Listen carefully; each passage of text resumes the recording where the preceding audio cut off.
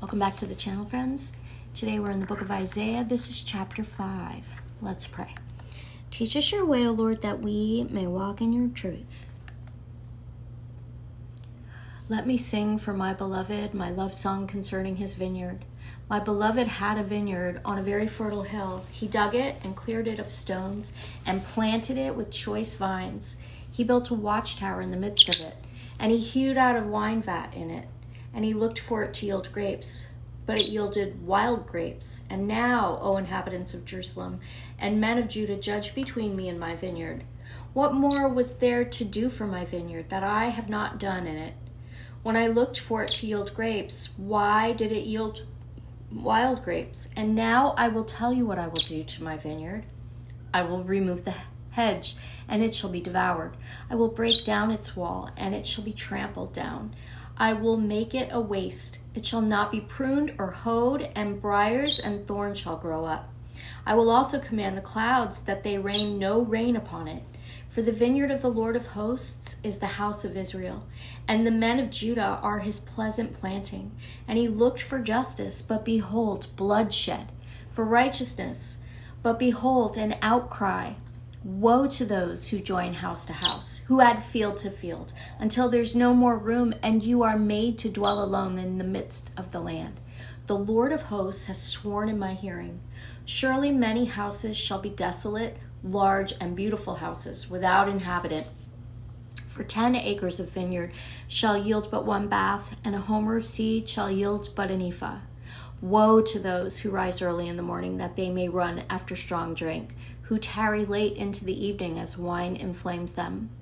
They have lyre and harp, tambourine and flute, and wine at their feasts, but they do not regard the deeds of the Lord, or see the work of his hands. Therefore my people go into exile for lack of knowledge. Their honored men go hungry, and their multitude is parched with thirst. Therefore Sheol has enlarged its appetite and opened its mouth beyond measure, and the nobility of Jerusalem and her multitude will go down, her revelers and he who exalts in her. Man is humbled, and each one is brought low, and the eyes of the haughty are brought low. But the Lord of hosts is exalted in justice, and the holy God shows himself holy in righteousness. Then shall the lambs graze as in their pasture, and nomads shall eat among the ruins of the rich. Woe to those who draw iniquity with cords of falsehood, who draw sin as with cart ropes, who say, "Let him be quick, let him speed his work, that we may see it." Let the counsel of the Holy One of Israel draw near, and let it come that we may know it. Woe to those who call evil good and good evil, who put darkness for light and light for darkness, who put bitter for sweet and sweet for bitter. Woe to those who are wise in their own eyes and shrewd in their own sight. Woe to those who are heroes at drinking wine, and valiant men in mixing strong drink, who acquit the guilty for a bribe and deprive the innocent of his right. Therefore, as the tongue of fire devours the stubble, and as dry grass sinks down in the flames, so their root will be as rottenness, and their blossom go up like dust. For they have rejected the law of the Lord of hosts, and have despised the word of the Holy One of Israel.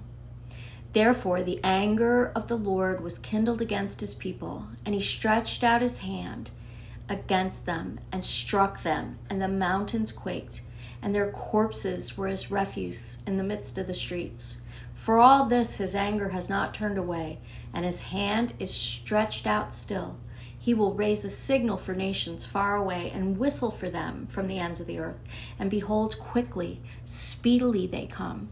None is weary, none stumbles, none slumbers or sleeps. Not a waistband is loose, not a sandal strap broken. Their arrows are sharp, all their bows bent. Their horses' hoofs seem like flint, and their wheels like the whirlwind. Their roaring is like a lion. Like young lions they roar. They growl and seize their prey. They carry it off, and none can rescue. They will growl over it on that day, like the growling of the sea. And if one looks to the land, behold darkness and distress, and the light is darkened by its clouds. May God bless the reading of his word.